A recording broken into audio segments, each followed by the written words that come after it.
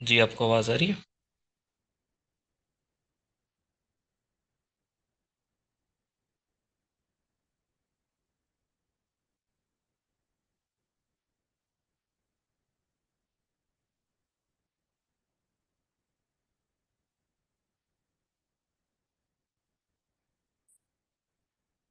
अच्छा, अब हम स्टार्ट करते हैं हाइब्रिड वॉरफेयर इन पाकिस्तान का जो एक इसका एरिया है उस पर डिस्कशन करते हैं। इससे पहले जो मैंने आपसे चीज़ें शेयर की हैं, हाइब्रिड वॉरफेयर को हमने देख लिया, उसकी डेफिनेशन, उसकी कंसेप्ट, उसके ओरिजिन को पढ़ा।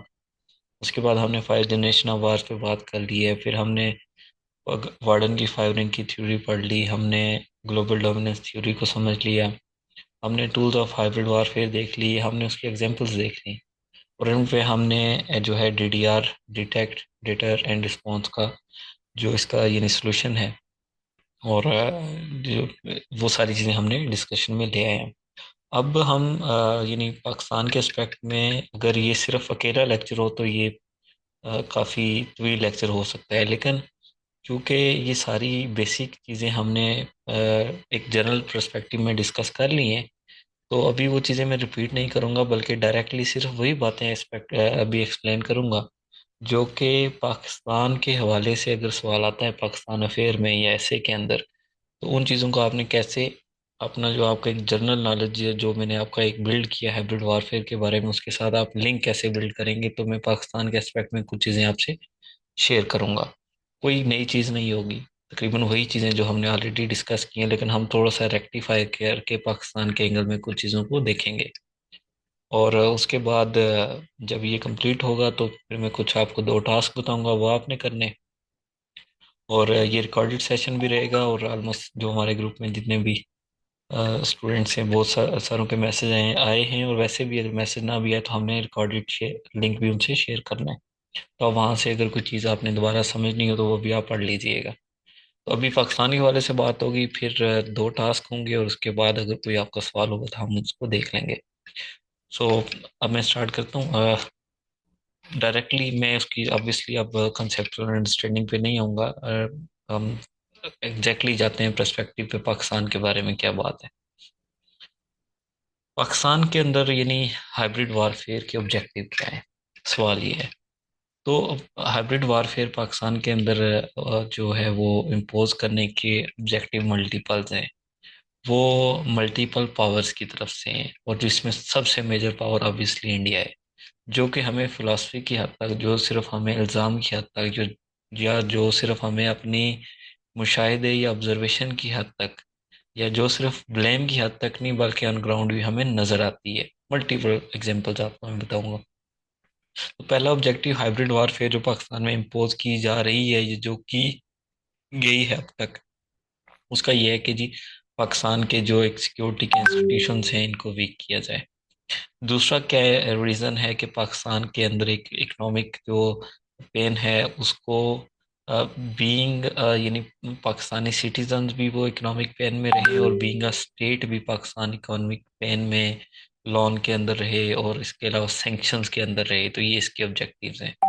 इसके अलावा पॉलिटिकल प्रेशर एक मेजर एग्जांपल है कि पाकिस्तान के अंदर एक पॉलिटिकल प्रेशर भी दो पर्सपेक्टिव में, एक विद इन पाकिस्तान एक पॉलिटिकल पोलराइजेशन हो, और दूसरा ये कि जो एक वर्ल्ड के अंदर, इंटरनेशनल एरिना के अंदर जो पूरा पॉलिटिकल एटमॉस्फेयर है, डिप्लोमेटिक जो इश्यूज हैं, डिप्लोमेटिक स्टैंडिंग्स हैं इश्यूज के ऊपर पाकिस्तान की, पाकिस्तान से रिलेटेड दूसरे मुल्कों की, वहाँ पे पाकिस्तान के ऊपर पॉलिटिकल प्रेशर बना के पाकिस्तान के नैरेटिव को वीक किया जाए। तो ये एक हाइब्रिड वॉरफेयर जो पाकिस्तान के ऊपर इम्पोज है उसके ऑब्जेक्टिव्स में शामिल है।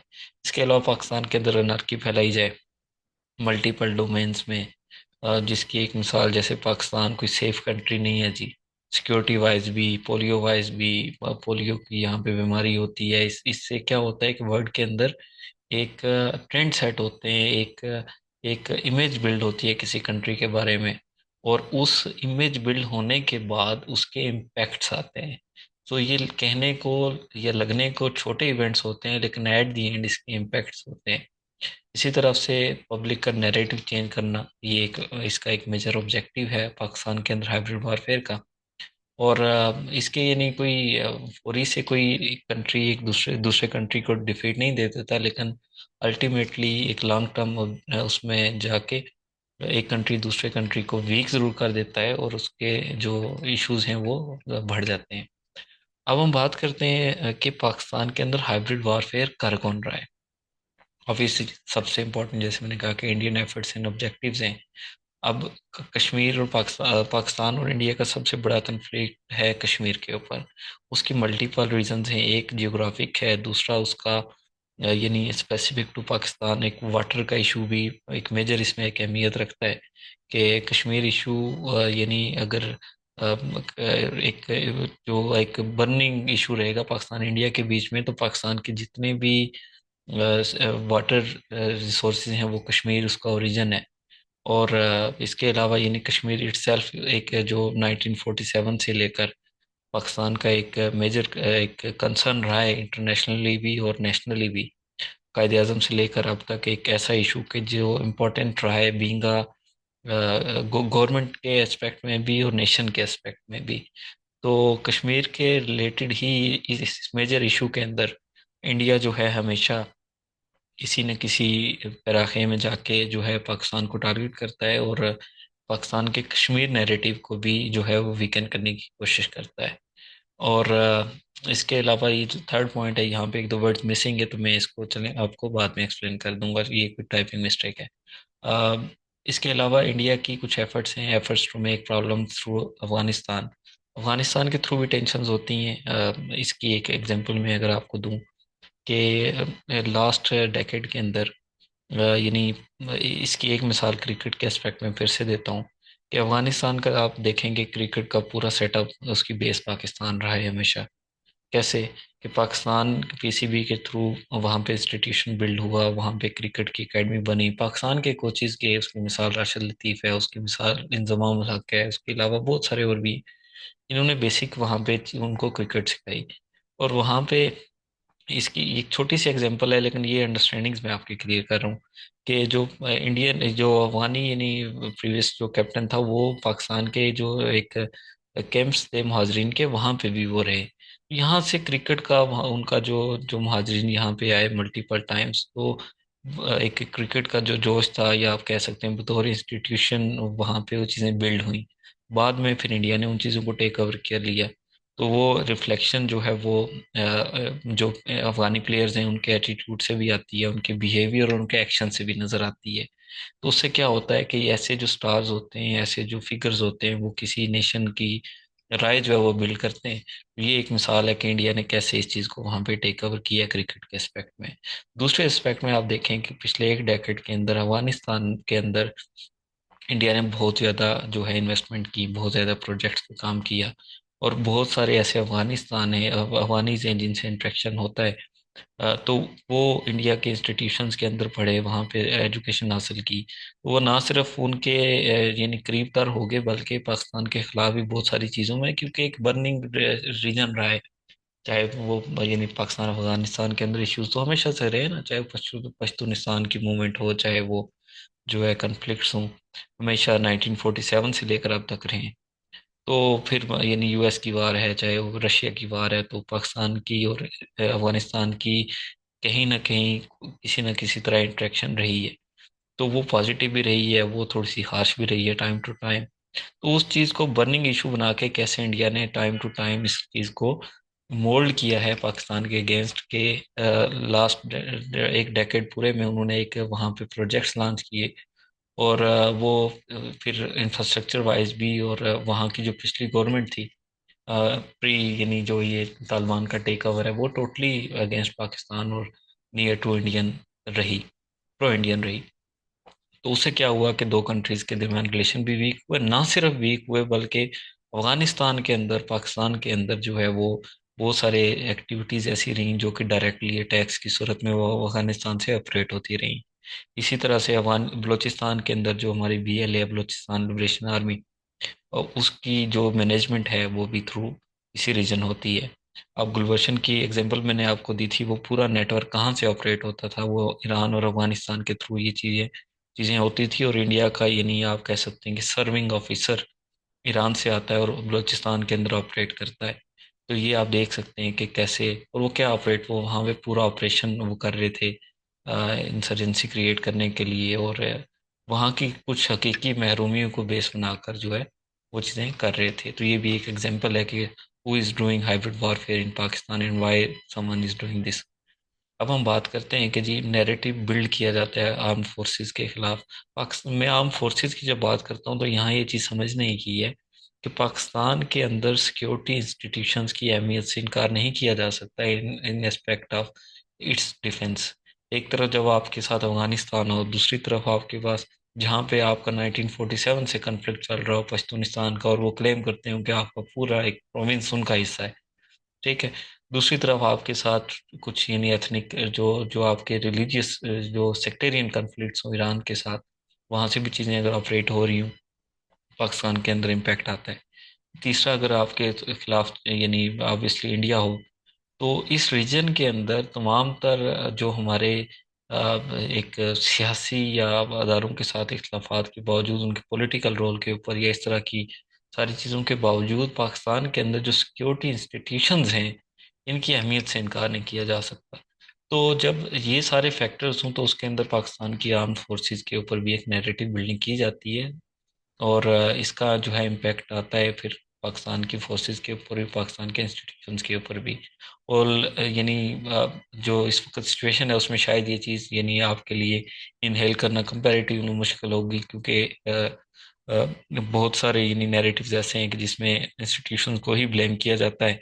लेकिन इसको दूसरे पैराहे से देखेंगे आप कि इंटरनल जो एतराज़ात हैं उनसे एक मिनट के लिए साइड पे करके एक्सटर्नल इश्यूज की बेस पे अगर आप देखेंगे, तो इंस्टीट्यूशंस की कितनी अहमियत है उसका भी अंदाज़ा हो सकता है। और फिर इंस्टीट्यूशंस की को डिफेम करने के लिए या उनको वीकन करने के लिए कैसे उन पे एतराज़ात कहीं ऐसे बिल्ड किए जाते हैं जो कि हकीकत से कदरे यानी दूर होते हैं। मिसाल के तौर पे हम अगर ये कंपेयर करेंगे, पाकिस्तान का एजुकेशन का बजट डिफेंस बजट से बहुत कम है, तो इससे कोई इनकार नहीं है। लेकिन अगर हम डिफेंस के एस्पेक्ट में पाकिस्तान के बजट को और इंडिया के बजट को या पाकिस्तान के कम्पिटिटर्स के बजट को कंपेयर करें, तो उस वक्त अंदाज़ा होगा कि शायद ये कोई बहुत बड़ा डिफरेंस है। पाकिस्तान को इतना, यानी पाकिस्तान की परसेंटेज जो है वो काफ़ी कम है डिफेंस की बजट में।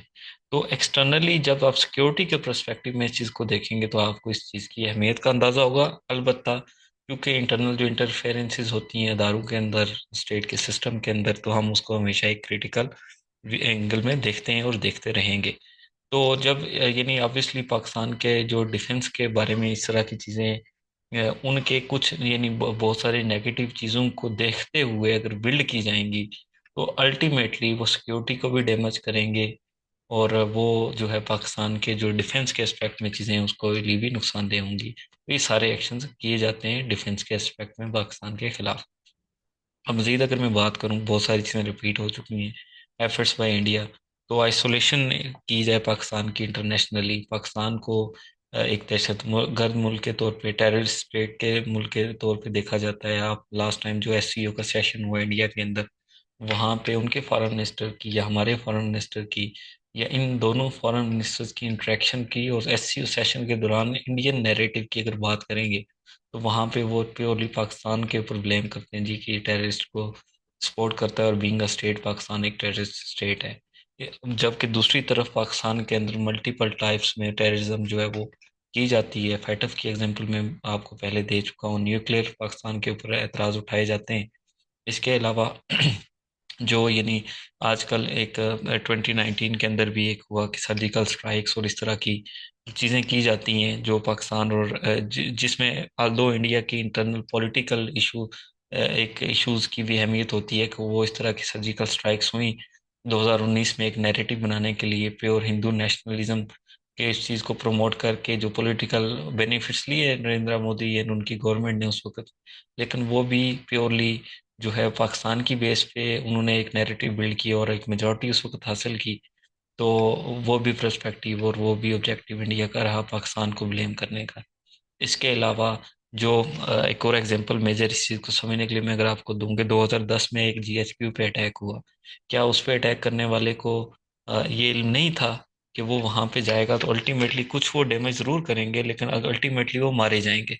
ये तो था कि वहां पे ऑब्वियसली वो अटैक करेंगे तो वहां से वो जिंदा बच के नहीं जाएंगे। लेकिन आप इसका पर्पस देखें ना, इसका पर्पस क्या हुआ होगा। यानी उसका पर्पस ये था कि पाकिस्तान का जो मिलिट्री का सबसे मेजर हेडक्वार्टर है वो भी दहशतगर्दी से महफूज नहीं है।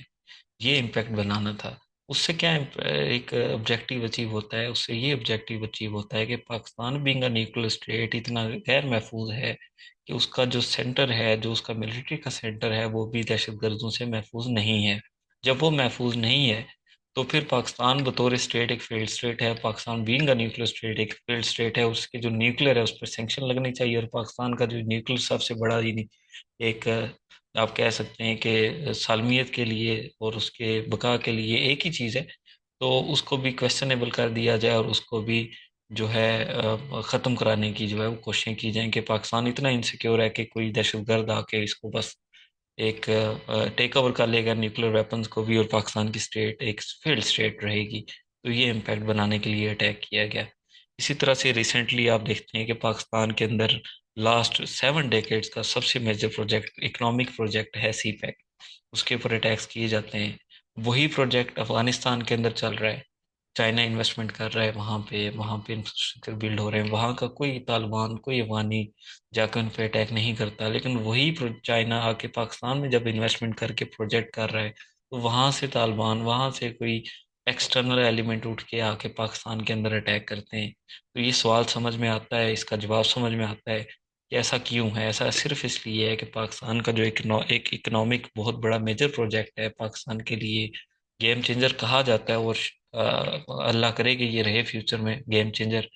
तो उसको, उसकी सिक्योरिटी को जवाब बनाकर, उसकी उसके यानी एक सिक्योरिटी पर्सपेक्टिव को जवाब बनाकर उसको या तो काम रोक दिया जाए, या चाइना का जो एक एक रुझान है इन्वेस्टमेंट करने का पाकिस्तान का, और इसका जो अपकमिंग फेजेस हैं उसमें अपग्रेडेशन को, उसमें डेवलपमेंट को रोकने के लिए या सुस्त करने के लिए पाकिस्तान के अंदर सिक्योरिटी को, चाइनीज़ की सिक्योरिटी को सवालिया निशान बना दे और इसको पूरे को रोल ओवर कर लिया जाए। तो ये वो सारी एफर्ट्स हैं जिसका, अगर आप पहले एस्पेक्ट में देखेंगे जो मैंने बात की, वो सिक्योरिटी के एस्पेक्ट में पाकिस्तान के अंदर ये एफर्ट की जा रही है। दूसरा एफएटीएफ की फॉर्म में डिप्लोमेटिक शिफ्ट के एस्पेक्ट में आप देख सकते हैं कि वो एफर्ट्स की जा रही हैं। तीसरा मैंने आपको बात की है ये प्योरली अगेन सिक्योरिटी के एस्पेक्ट में, टेररिज्म के एस्पेक्ट में, और लास्टली जो इकोनॉमिक एफर्ट्स, इकोनॉमिक एस्पेक्ट में कि इंडिया कैसे एफर्ट्स कर रहा है और क्या इसके ऑब्जेक्टिव्स हैं और क्या इसके इम्पैक्ट्स हैं। अगेन वही बातें रिपीट होंगी। मैं शॉर्टली इसको रखता हूँ कि प्रोपेगेंडा किया जाता है, वेपन्स को टारगेट किया जाता है कि पाकिस्तान के जो है वो न्यूक्लियर वेपन महफूज हाथों में नहीं है। लीडरशिप की कैरेक्टर असैसिनेशन की जाती है। मैं अपना एक्सपीरियंस आपको बताऊं कि अगर और आपका भी एक्सपीरियंस होगा या फ्यूचर में होगा कि आप किसी इंडियन से चाहे वो मुस्लिम से समहाउ, और किसी इंडियन से मिलेंगे तो उनकी इंटरनल पॉलिटिक्स के ऊपर बात करें तो वो, चाहे वो कांग्रेस से तल्लुक़ रखते हों, चाहे वो किसी और नेशनलिस्ट पार्टी से तल्लुक़ रखते हों, या चाहे वो बीजेपी से तल्लुक़ रखते हो, या किसी और नेशनलिटी के पर्सन से भी आप डिस्कशन करें, तो वो एक हद से ज़्यादा उनकी इंटरनल इश्यूज को या इंटरनल डिफरेंसेस को या इंटरनल पॉलिटिकल व्यूज़ के ऊपर बहुत ज़्यादा बात नहीं करेंगे। कि एक तरफ वो राहुल गांधी को विक्टिमाइज नहीं करेंगे और दूसरी तरफ अपने को, अगर उनकी एफिलिएशन नरेंद्र मोदी या इनकी पार्टी से है तो उसको जो है वो फरिश्ता साबित नहीं करेंगे, बल्कि वो बड़े मॉडरेट वे में उस पर रिस्पॉन्ड करते हैं।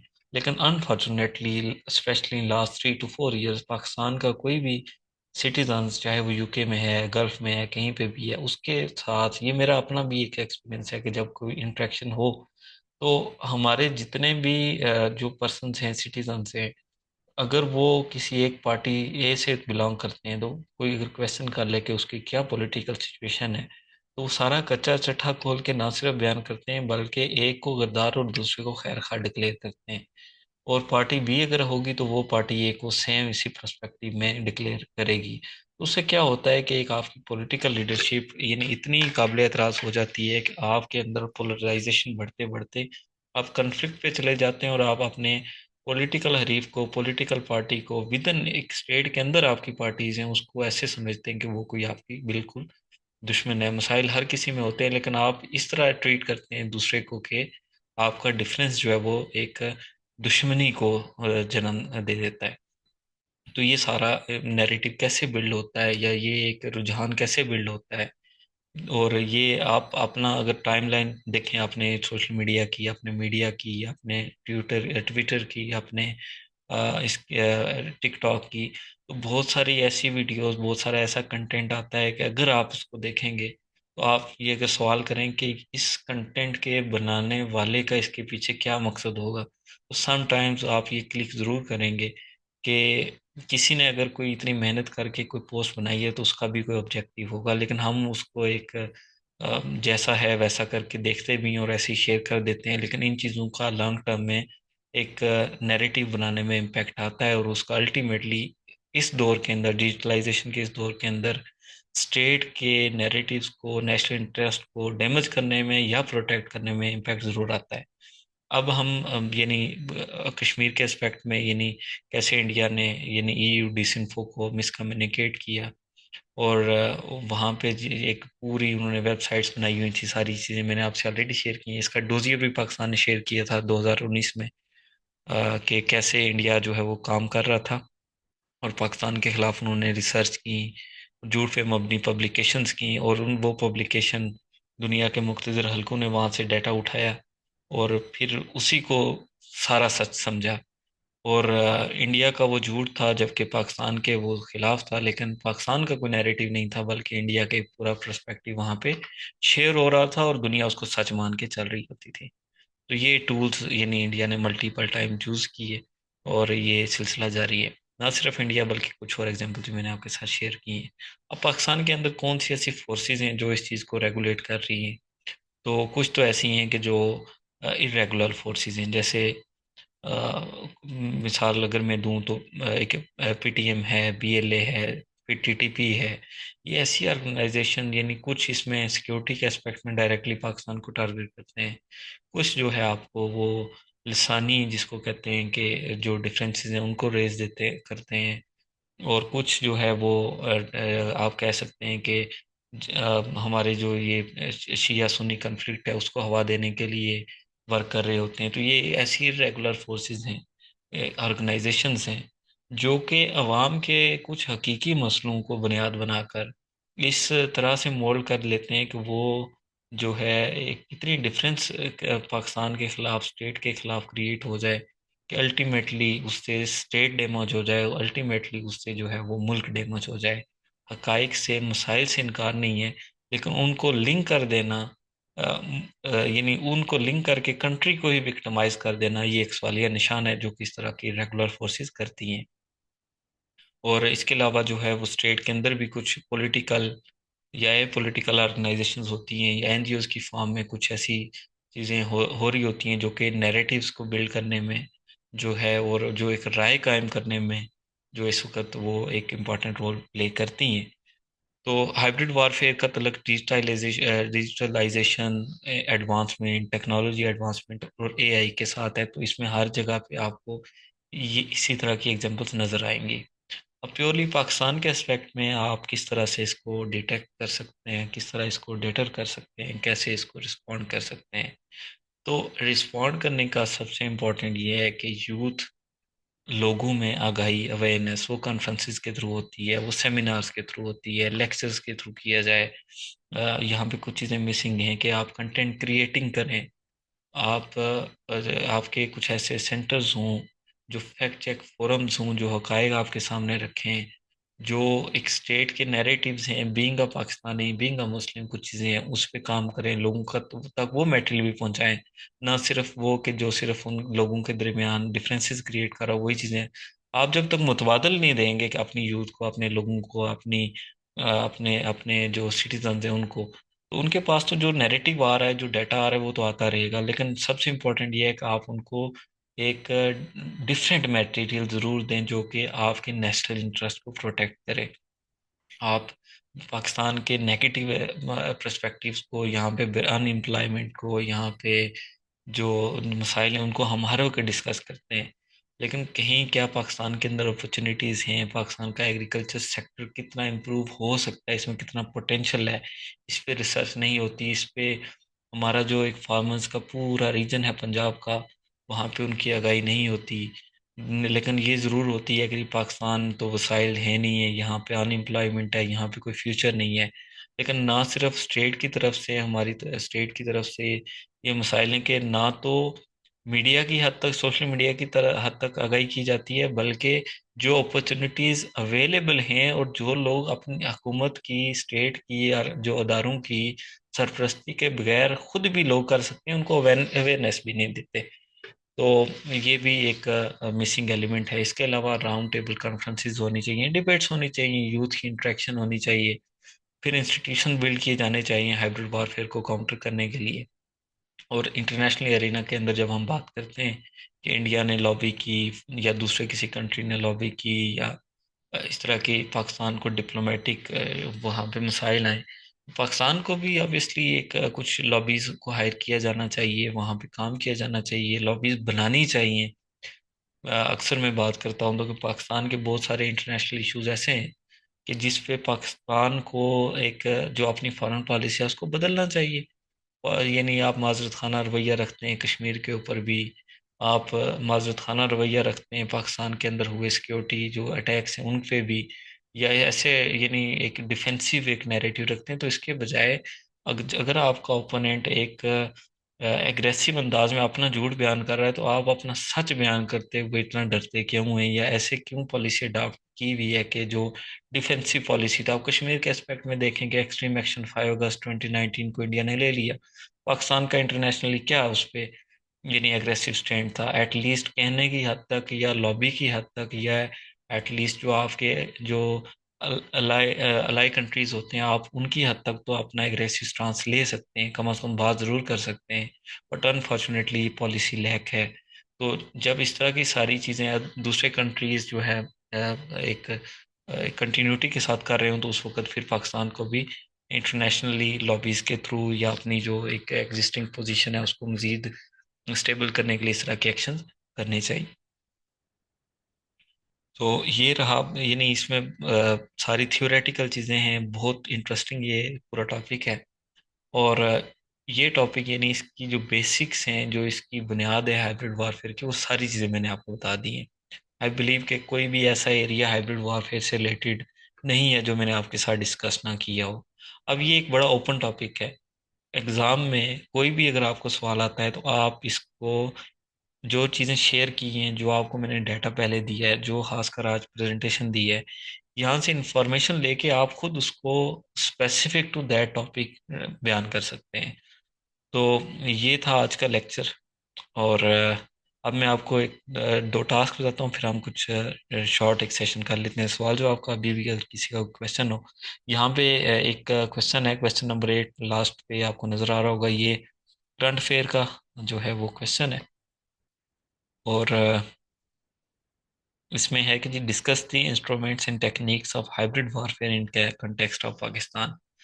तो इसमें आपका ये टास्क है कि आपने देखें हाइब्रिड वॉरफेयर को पढ़ लिया, पूरी सारी चीज़ें हमने डिस्कस कर ली हैं, टेक्निक्स भी देख लिए हैं, टूल्स भी देख लिए हैं, इंस्ट्रूमेंट्स भी देख लिए हैं, कंसेप्ट भी पढ़ लिया है, पाकिस्तान के अंदर भी कैसे ये काम ऑपरेट कर रही हैं, सारी थियोरेटिकल चीज़ें करनी है। अब असल बात यह है कि आप इस सारी इंफॉर्मेशन को क्वेश्चन में कैसे मोल्ड करते हैं। तो ये क्वेश्चन नंबर 8 आपकी ये असाइनमेंट है कि आप इस पे सिर्फ आउटलाइन बिल्ड करें, आउटलाइन इस पे बनाएं कि इसमें, और आउटलाइन आप एग्ज़ाम की सिर्फ जो एस्पेक्ट है उसमें ना बनाएं, बल्कि डिटेल्ड आउटलाइन बनाएं। क्योंकि एग्ज़ाम में तो आप समटाइम्स बहुत ज़्यादा सब बुलेट्स नहीं बनाते। ये मिसाल के तौर पे अगर जब आप बात कर रहे हो कि जी पाकिस्तान के अंदर ये इसका क्या इम्पैक्ट है, तो वहाँ पे आप ज़रूर ये मेंशन कर देंगे जी इकोनॉमिक इम्पैक्ट, पॉलिटिकल यानी उसका इम्पैक्ट, या उसका या कोई और इम्पैक्ट, एक सब टॉपिक तो ज़रूर लिख देंगे। लेकिन एक होता है ना कि आप उसकी फर्दर कैटेगराइजेशन इतनी ज़्यादा नहीं करते। लेकिन आपने आपकी असाइनमेंट ये है कि आपने क्वेश्चन नंबर 8 की को पहले समझना है कि इसमें उसने क्या क्या पॉइंट्स पूछे हैं। ठीक है, इसके पार्ट्स हैं, इस क्वेश्चन के ये नहीं पार्ट्स हैं जिसमें हर चीज़ को आपने कवर करना है। लेकिन उसको एक जिस तरह वो कहते हैं कि एक ऐसे जो है 2500 वर्ड्स का आप जैसे लिखते हैं वो भी ऐसे है, और जो ये क्वेश्चन होता है ये भी एक ऐसे होता है कि जहाँ पे एक सवाल होता है, अल्टीमेटली आपने उसी पैटर्न के ऊपर इसको भी लेके चलना होता है। फ़र्क ये है कि वहाँ पे आपका लिमिट जो है वो ज़्यादा होती है, और यहाँ पे जो है आपने एक 20 मार्क्स के एस्पेक्ट में डाटा लिखना होता है। तो आपने इस क्वेश्चन को समझना है और इसकी एक डिटेल्ड आउटलाइन बनानी है पॉइंट्स की फॉर्म में, और वो आपने मुझे पीडीएफ फॉर्म में भेजनी है। और फिर उसकी ये है कि मैं वैल्यूएशन भी करूँगा, और नेक्स्ट लेक्चर तक उस सब का जो स्टूडेंट्स मुझे भेजेंगे मैं उसका एक उसकी ऑब्जर्वेशन करके उसको चेक करके एक एक अपनी तरफ से भी आउटलाइन आपसे शेयर करूँगा कि मैं क्या समझता हूँ कि इसकी आउटलाइन कैसे होनी चाहिए थी, और फिर आप उसको फर्दर इवेलुएट कर सकेंगे। फिर दूसरी आपकी असाइनमेंट ये है कि आपने जो है एक जनरल फॉर्म में, जैसे हमने एक पूरा टॉपिक पढ़ा है ना, पाकिस्तान के एस्पेक्ट में नहीं, पाकिस्तान के एस्पेक्ट में तो मैंने आपको टास्क वन दे दी है। एक जनरल एस्पेक्ट में हम आप एक आउटलाइन बनाएं, इंट्रोडक्शन से लेकर कंक्लूजन तक, जिसमें आपने जो चीज़ें मैंने आपको बताई हैं ये सारी शामिल करें कि इसका आगाज़ क्या है, इसका अंजाम क्या है, इसका इंट्रोडक्शन क्या है, इसका कंसेप्ट क्या है, और इसका सलूशन क्या है, इसका रिस्पॉन्स क्या है। वो भी एक जनरल किस्म की आउटलाइन भी आपने बनानी है। तो ये दो आउटलाइंस आपका टास्क है, आपने ये सबमिट करवानी है। और आप बाय संडे इसको सबमिट करवा दें या मंडे तक। और उसके बाद फिर नेक्स्ट लेक्चर से पहले मैं इनको एवेलुएट करके, और जो इसकी एक आइडियली आउटलाइन हो सकती है वो भी आपसे दोनों शेयर करूंगा। तो आप फिर अपनी को और उसको भी कंपेयर कीजिएगा, और आप लोगों की जो जितनी भी यानी वो आउटलाइंस होंगी वो भी मैं आप सबके साथ एक दूसरे के साथ शेयर कर दूंगा एक ही डॉक्यूमेंट के अंदर, ताकि आप एक दूसरे की जो आउटलाइंस है वो भी देख लें, उससे भी आपकी लर्निंग होगी कि आपके अगर किसी फेलो ने बहुत अच्छा लिखा है उससे भी आपकी लर्निंग हो, और अल्टीमेटली सारी चीज़ें एनालाइज करके आपकी आउटलाइन भी अच्छी बिल्ड हो जाए। तो ये थे आपके दो टास्क। मज़ीद आपने इस पे करनी है रीडिंग, और अगर किसी को कोई इशू हो तो आप मुझे इनबॉक्स एनी टाइम कर सकते हैं। That's it for today.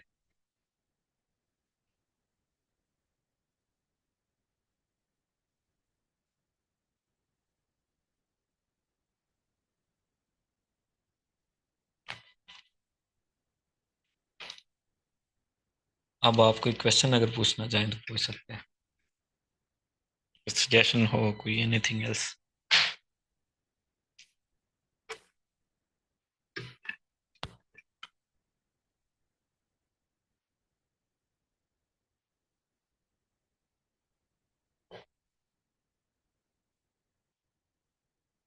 सबको अनम्यूट किया हुआ है मैंने, और अगर किसी का कोई सवाल। सर एज सच अभी तक तो कोई नहीं क्वेश्चन। बकाया अच्छा सेशन गया है सर। और ये टास्क करने के बाद और ज्यादा अच्छा हो जाएगा।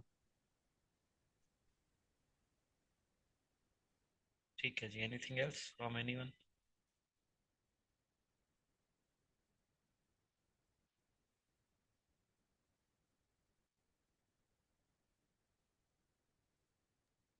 सर मेरा एक जो थी रिजर्वेशन थी वो ये थी कि इन टॉपिक्स के अंदर रिसेशन को भी सर ऐड करें, क्योंकि बहुत एक पॉपुलर टॉपिक जा रहा है रिसेशन।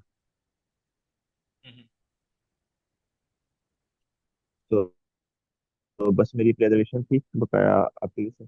रिसेशन को भी काफी जा रहा है इकोनॉमिक पर्सपेक्टिव्स के अंदर, काफी कैसे होता है क्या है। 2008 की रिसेशन, फिर अभी ये इंडिया इलेक्शन के थ्रू जब रिसेशन हुई है, ये मेरा एक रिजर्वेशन थी कि ये एक अच्छा है, और आजकल पाकिस्तान भी इसके अंदर जा रहा है तो। ये हम जो इकोनॉमी का हमारा टॉपिक है ना उसमें इस चीज़ को ज़रूर मैं शामिल करूंगा। आपकी अच्छी सजेशन है, शायद ये सब टॉपिक में वहाँ मिसिंग है, तो इसको जी मैं सर। वहाँ पे ऐड करूंगा, ठीक है। Okay sir. क्योंकि इसको अगर अलग टॉपिक रखेंगे ना तो ऑलरेडी हमारे टॉपिक्स बहुत ज़्यादा हैं, तो इसको मैं सब टॉपिक ओके रखूंगा sir. Economy. Up to you sir. Up to you.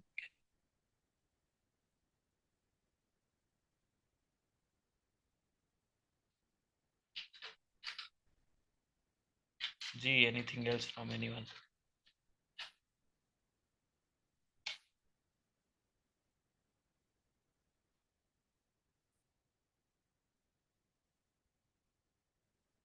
बाकी ये है कि बहुत सारे स्टूडेंट्स ऐसे होते हैं कि जो रिकॉर्डेड सेशन का कहते हैं, एक चीज़ आपने रखनी है कि जो टाइम फ्रेम होगा, हम अगर एक शेड्यूल में आपको दे दूंगा, तो उसके मुताबिक हम फ्राइडे को ही चलेंगे। टाइम हम डिस्कस कर सकते हैं, और कोई एक भी स्टूडेंट होगा तो ये लेक्चर जारी रहेंगे इंशाल्लाह।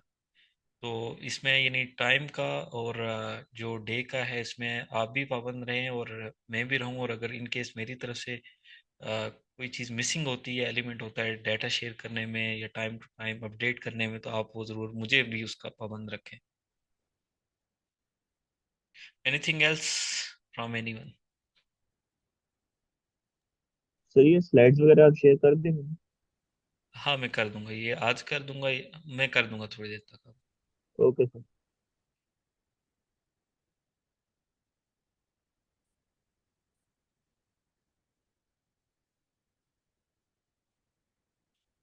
आई थिंक कोई और क्वेश्चन नहीं है।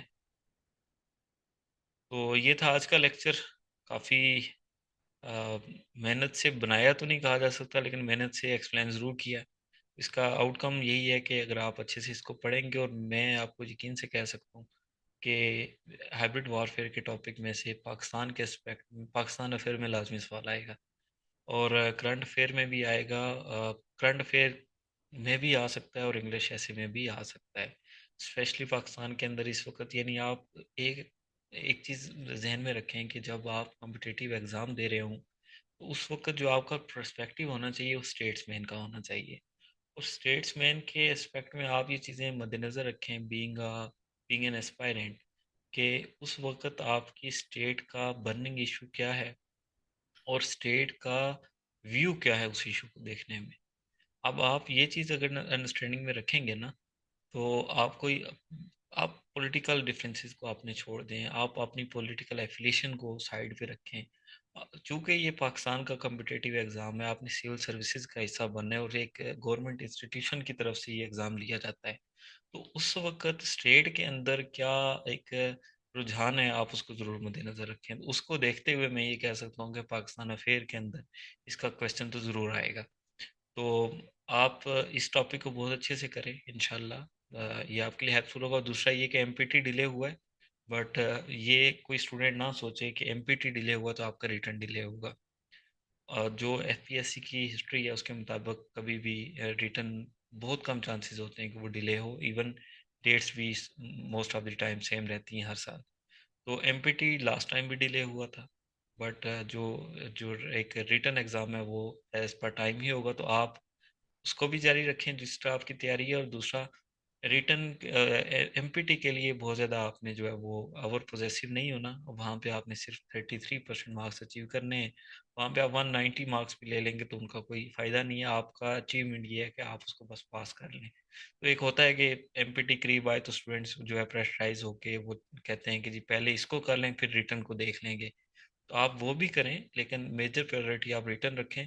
क्योंकि अगर कोई स्टूडेंट अच्छे से रिटर्न की प्रिपरेशन कर रहा है तो एमपीटी ऑब्वियसली कर जाएगा क्लियर, उसका कोई एक हद से ज़्यादा मसला नहीं है। हाँ, एक चीज़ ज़रूर रखें कि स्क्रीनिंग टेस्ट का पर्पज़ ये होता है कि जो उसका पर्पज़ ऑब्वियसली यही है कि जो इतने ज़्यादा नंबर ऑफ़ स्टूडेंट्स आ जाते हैं इनको रेक्टिफाई करना है, तो उसकी छांटी करनी है। तो आप प्रैक्टिस पेपर एफपीएससी का उठा लें। 2022 में फर्स्ट टाइम एमपीटी आया था, फिर 2023 में, फिर स्पेशल एग्ज़ाम का, फिर 2024 का, और अभी आगे जो आएगा।